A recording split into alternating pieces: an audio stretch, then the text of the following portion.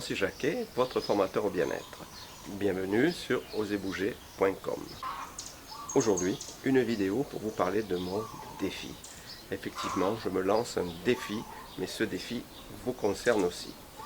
Avant tout, vous êtes libre de télécharger si vous le voulez en vous inscrivant à mon site, en cliquant sur le lien qui s'affiche en haut à droite, mon PDF bonus gratuit, améliorer votre vue en 5 minutes par jour.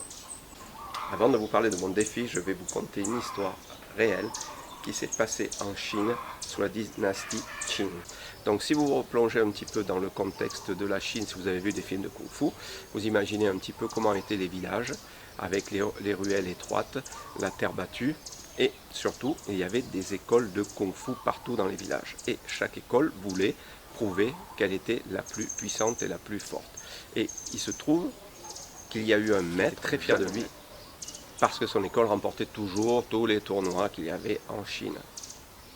Et ce jeune maître se baladait souvent avec ses élèves dans les rues, devant les étals des marchands, rentrait dans les auberges et faisait un petit peu ce qu'il voulait. Il était le roi, puisque personne n'osait l'affronter. Un jour, en se baladant dans la rue avec ses élèves, en face de lui arrive un vieil homme.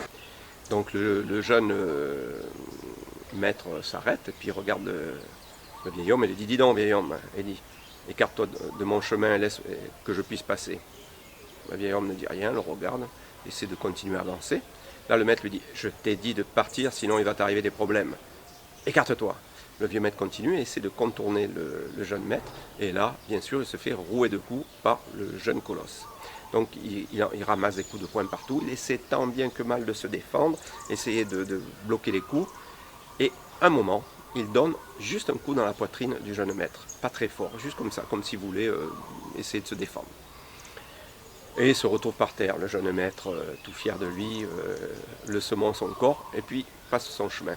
Le vieil homme se relève, s'époussette, enlève toute la poussière qu'il avait sur le pantalon, sur les habits et continue son chemin, toujours de son petit pas de vieil homme, tranquillement. Les mois passent, 3 mois, 4 mois, 5 mois. Au bout de 4 ou 5 mois, le jeune maître commence à perdre des kilos et surtout il n'arrive plus à faire ses cours. Il est toujours obligé de demander à un de ses meilleurs élèves de le remplacer pour ses cours. Donc il commence à se poser des questions, il se dit c'est bizarre, il va voir le toubib du village, il dit c'est vraiment bizarre.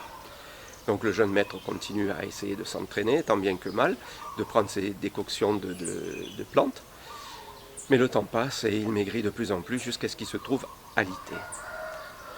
Et là, pendant qu'il est alité, il commence à penser à ce qui s'est passé quelque temps avant, comment cette maladie, comment son état physique a pu se déclencher et surtout à quel moment. Et en réfléchissant, effectivement, il remonte jusqu'au jour où il a rencontré ce vieil homme dans la rue.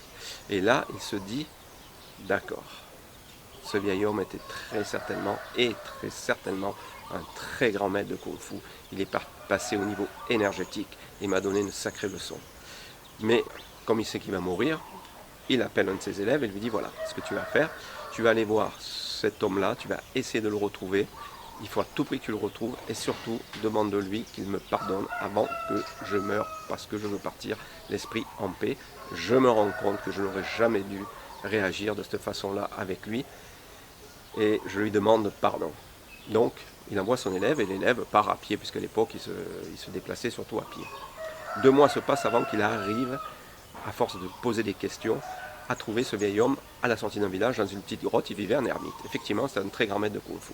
Donc, l'élève lui raconte l'histoire de son maître, lui dit que le maître, lui, va bientôt mourir, et que tout simplement, avant de partir, il demande pardon. Le vieil homme, touché par cette histoire, décide de revenir avec l'élève, voir le jeune maître et le soigner. Et effectivement, il a soigné ce jeune maître qui a retrouvé ses forces, et ce jeune maître est devenu le meilleur élève de ce vieux ermite taoïste, et en fait, la technique, il a pu continuer à la diffuser. Alors ceci, c'est pourquoi?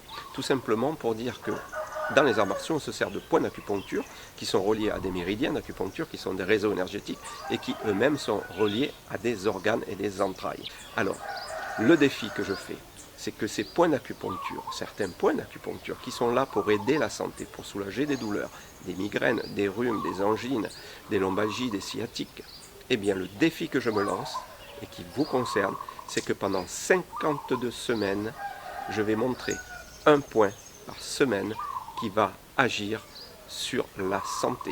Et ainsi, vous pourrez vous en servir, vous, et en faire profiter vos proches ou votre famille. Donc, le défi, 52 semaines, 1 point par semaine d'acupuncture en acupressure. Donc, vous travaillerez avec les doigts, soit le pouce, soit l'index, et cela vous amènera une amélioration de santé physique et vous pourrez dégager plein de petits maux quotidiens qui vous dérangent. Donc voilà le défi, 52 semaines, 1 point d'acupuncture par semaine pour vous.